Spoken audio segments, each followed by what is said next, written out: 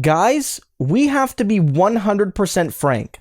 The fact that Florida, Arizona, and Illinois are holding their primaries today is nothing short of a travesty, and the DNC should be ashamed of themselves. Right now, 5 states, including Ohio, Maryland, and others, have decided to postpone their primaries, either holding them on a later date or having them by mail-in ballot or some sort of alternative arrangement, because they realize that it is a public health disaster waiting to happen if you allow a vote today. Every reasonable organization here in Canada, but also in the USA, is basically prohibiting or recommending against any gatherings of 50 people or more. And a lot of these polling stations are at least going to have, at peak voting times, more than 50 people in line, and then you add to that the volunteers and the workers and the observers and all the rest. It's a disaster waiting to happen, and it shouldn't be this way. Those 3 states should have joined the other 5 to basically write off this primary date, and it should be pushed as far into the future as is feasible. You have to balance public safety with the inherent importance of democracy. I get that. But the balance has not been struck at all in this case, because there's no rush. There's no need to vote on this particular day. There's lots of time before the convention.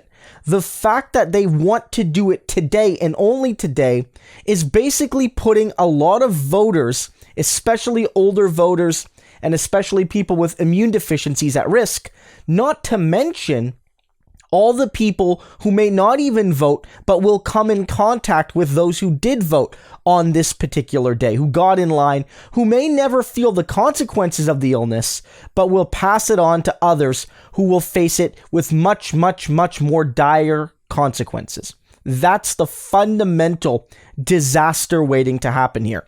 And this is all because, and this is my point of view, the DNC wants to wrap this up. Now, you might say that it's not strictly the DNC's position. Also, governments at the statewide level can postpone primaries and shift them around. They can declare emergency states and those kind of things. But we have to look at a recent Guardian article from just today that basically says the DNC is threatening to limit delegate amounts from states that postpone their elections too much, indicating that the party on the one hand wants you to think that they give a damn about your health and safety, while on the other punishing those states for doing the right thing or for considering to do the right thing. And that's a terrible message from Tom Perez and the DNC. And so the reason they want to wrap this up, guys, is they want Biden to win. They feel that the states in play today will be good for Biden. If he wins Florida, as a lot of the polling is projecting he's going to win Florida, they can say the contest is over. They can wrap it up. Bernie Sanders is defeated. And that was the only real goal of the DNC in this entire process. Make sure Bernie Sanders doesn't become the nominee. But if they postpone these elections, as they should, then it gives more time for both Biden and Bernie to reach voters. And that's an advantage to Bernie Sanders, who is rising in the polls over the last few days, whose message is perfectly tailored to the crises we're currently facing. And it's bad for Biden because the man is clearly demonstrating cognitive decline. And the more we see of him, the more people who aren't day-to-day politics followers begin to realize that fact. He's not hiding behind the neoliberal blob. There's not 10 or 12 or 15 candidates to hide behind anymore. He's the undisputed frontrunner, and he's getting that attention, and that attention is not good for Biden. So they want to get all the primaries in as fast as they can, even if people lose their lives over it. That's the DNC's position. And this isn't even me trying to play politics with this particular scenario. I really don't think it is. Sure, hypothetically, postponing the primaries could benefit Bernie. I think that's the DNC's mindset here. But the people that will be most affected, that will face the consequences of voting today, are not Bernie Sanders voters. Remember, Bernie Sanders voters are overwhelmingly younger. The younger you go, the more Bernie you are. And the older you go, the more Biden you are. There are other divisions in support, but the age one is ironclad. Regardless of race, regardless of gender, regardless of other factors, older people are Biden, younger people are Bernie. And we've seen all the coverage that this particular crisis affects older folks most of all. And so it's Biden's people, it's Biden's base, Biden's, support group that is most at risk here. And so we're really looking after them.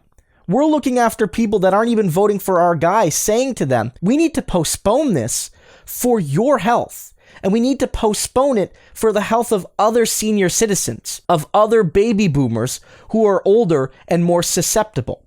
And the DNC, who is basically relying on boomers and senior citizens to defeat Bernie Sanders, is throwing them to the lions today by trying to get them to come out and vote. And beyond all of this, guys, those three particular primaries have already been marred by terrible issues, which in my mind makes me question their fundamental validity. In Arizona, they've closed significant amounts of polling stations in some of the more populated urban areas of that state. That alone, whether it affects one candidate or another, or whether it has no effect in the overall race, is still fundamentally troubling because it's restricting voter access. And it makes no sense in the current context, because if the goal is to limit the amount of time that people spend in groups bigger than 50, closing polling stations and concentrating voters will have the exact opposite effect. And in addition to that, when you're closing so many stations and you're closing them with very little notice, more than a few people will find themselves unable to vote. They'll go to a station thinking it's where they're supposed to vote, find out that they have to go to another place. Maybe they can't arrange transit. Maybe it's too late. Maybe they show up a few minutes before closing, rightfully thinking this is where they're supposed to vote, and they can't get to the other polling station in time, and on and on and on and on. It's a travesty. In states like Illinois and California, you have volunteers not showing up. You have election judges not showing up. You have people going from polling station to polling station, because even in those states, there's been closures and last-minute shifts.